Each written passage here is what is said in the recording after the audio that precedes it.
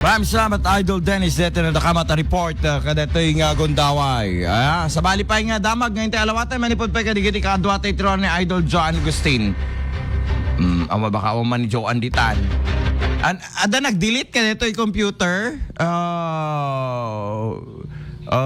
Kasi nakita nga napukaw amin digiti ornosem kami na katyo adati ko kuam ken drive diti pakikabilam no kas pagaring adati file dita nga kwa o ket no da nagpukaw ditan awan sa pagalam ka rod di jay no awan ti effects naman na nga man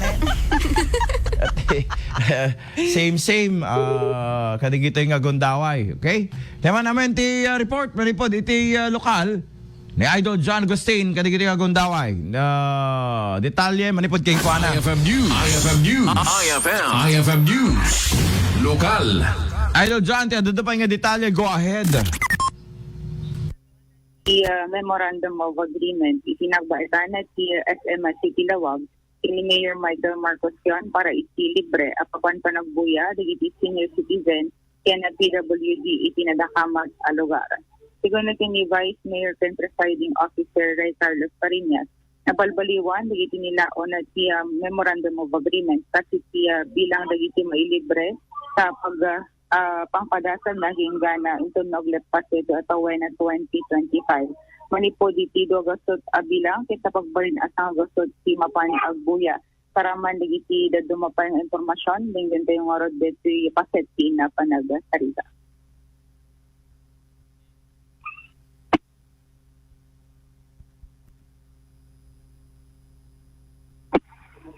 Back-and-forth negosasyon ni SMA po ayan ko lang ma-implement so kinasalita si SMA po pinumunoy ko na yung mabatid. So initially imbaga na 200 packs i-provide na di libre nga free cinema kasi Tuesday with the condition 50% i-shell out in the city government of Lawag.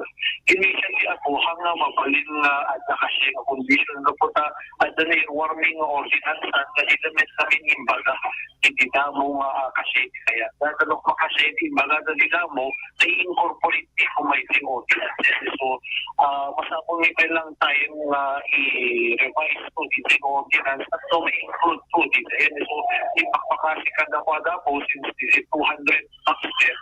Mabalin 100 packs pa lang taktao di agawin higay sa i-observe lang throughout the end of taktakatawin December 31 na makita kayo di acceptance di Lawagin News di cinema sa puso. Ayun SF 100 packs na sa limit na di Gardia po kasi second screening na every Monday and Tuesday. So tayo na po na probaran ni sa iba nakapirma niya po di yun na po di MOA di City Government of Lawag tapos i-provide na di sa cinema na po adalang di sa ibaga di sa MOA ikagay ito si Katia po tapos makita yun di sa Linaon di sa MOA nga anak ni counterpartment di City nga i-provide kasi na kuma di sa anak i-waranawag di sa resolution na po memorandum so among antay na po.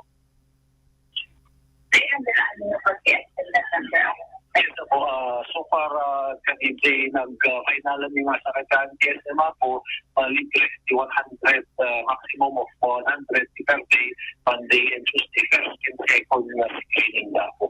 So tibigat na nung pagdita po at study na nga yung dito sa mga cinemas na dito yung tao nga magpapas. So dito yung kanina oras kinalaw.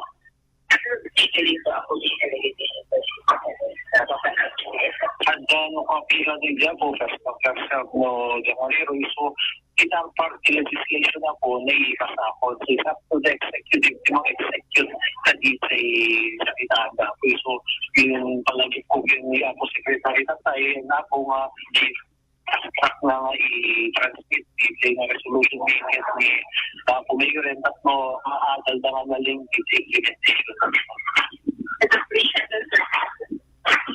DJ po one at a time nga i-push tayo at dito namin during dito contribution di social test nga indicted ako, nakita pa yung agkaputa pa di taas ay yung so we find ways to improve din na ako nga matulungan so dahil one way di siya tinda po dito yung lugan da tapos ada net coster namin di city ako nga magaling ang mga dito so iba po nga po ngayon ni pagkakay lang dito pabalitan yung consider to di sa iba sa programa di syutan tayo patapos sa tinutulong kayo naman. Iya pa nagsalita niya Vice Mayor Ray Carlos Carino.